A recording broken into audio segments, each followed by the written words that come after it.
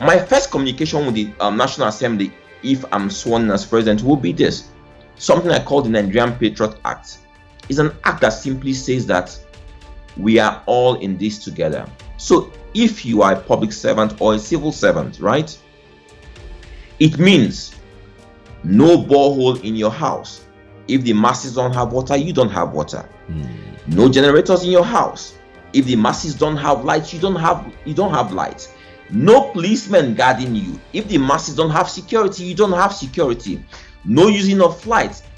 Use our roads so you know the dilapidated state of our roads. No foreign education for your kids. If the masses use those public schools, your kids, your family, they should use those schools. No foreign hospitals.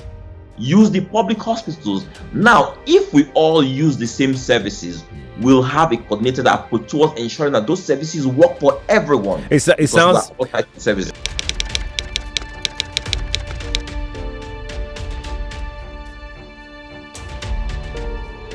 It's very simple. We need a leadership that understands what the language of today is speaking.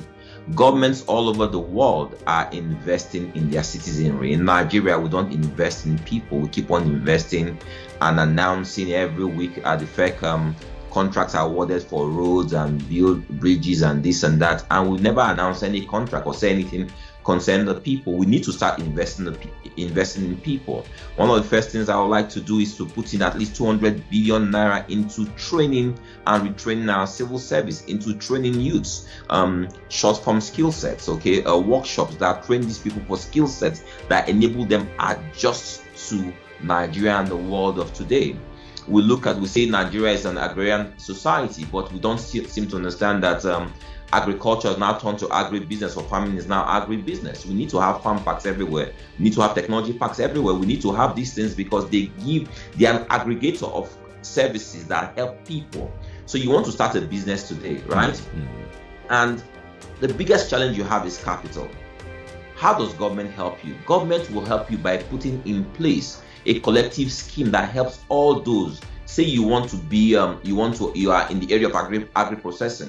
Government puts in place an agro-processing park. So everything, all the ancillary services that you require to start that business is domiciled within that park. It helps you start your business. Now, if the middle class can be activated, right? If the middle class is working, small businesses are working, you are then creating employment. But we seem to believe in Nigeria that government should be the chief employer of labor.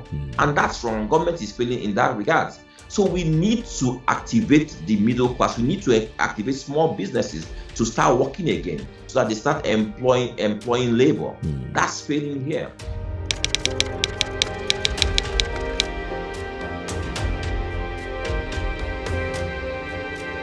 We've wiped out the Nigerian middle class.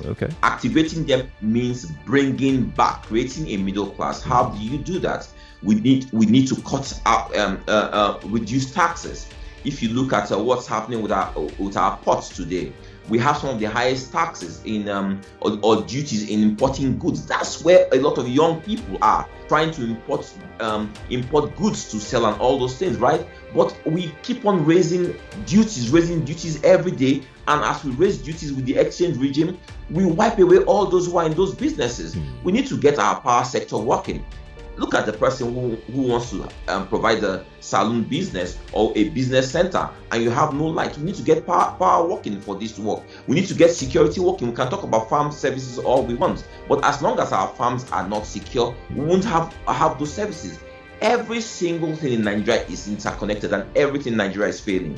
We need to get all these things working so that we are now able to start creating jobs once again.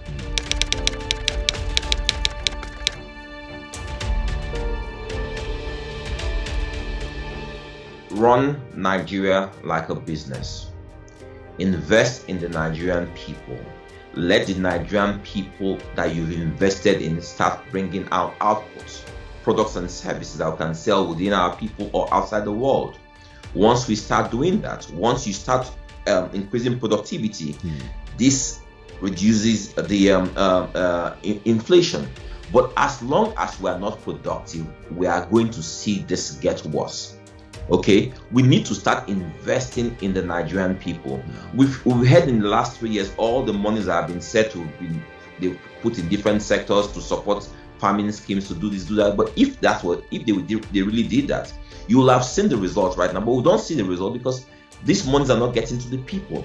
Imagine if you are training youths. If you train 1 million youths in farming skill sets. Imagine the multiplier effect of that in the economy. Imagine all the people. You are arresting around 900 people every week because of Yahoo, right? Imagine if those people were to be trained in digital commerce. Imagine what you will see. Look at India, for example. India is exporting digital commerce all over the world. They don't have oil. They're exporting digital commerce all over the world. We are an English-speaking nation.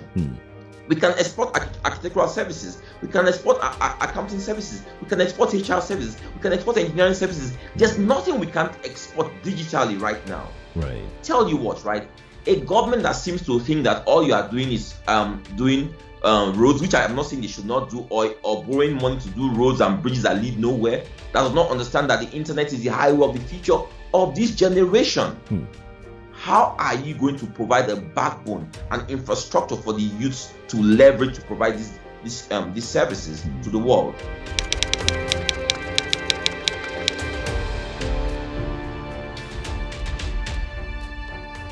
Okay, we privatize power too fast. We privatize power at a point where we have not achieved critical mass in providing power infrastructure to the whole of Nigeria, right? Less than 30% of Nigeria has access to power. So we privatize very, very fast, and those people who've sold these critical assets to don't have the capacity to then build on that infrastructure. That's one. Number two, we need to adopt the telco model. What have the telcos done, right? The telcos, they gave them telecom licenses, and what have they done? They are there in distribution, in generation. They are taking services across Nigeria, building huge trunks, building in-state capacity also. But in Nigeria, what the power sector is doing here, they are just holding on to the capacity that they got. Most of them are not increasing that capacity. So we need to let the federal government handle transmission, right? Federal government handles transmission. Federal government handles critical or strategic generation. Okay. States should handle generation and also in-state distribution in partnership with private sector partners, right?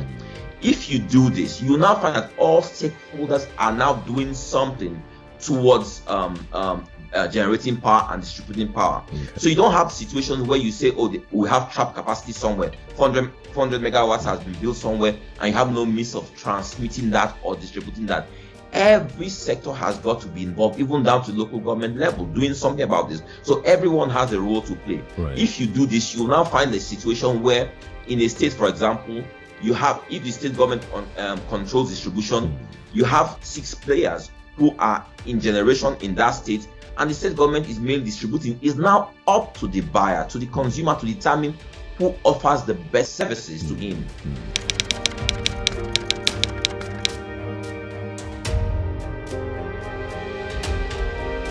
Nigerians, right? Yeah. I will give the Nigerians the skill sets, the tools they need to operate in the current world. You find that we talk of unemployment, underemployment, right? Now, do we really have the skill sets to navigate the global economy in which we reside today? Do we have those skill sets? Which is why you see developed nations keep on retraining their people, retooling their people. We need to invest in Nigerians. We need to start cutting down taxes, reducing duties. We need to start putting money in training people so that the people have the skills. We need to retrain our teachers. All our teachers need to be retrained. We need to retrain our engineers. We need to retrain everyone across the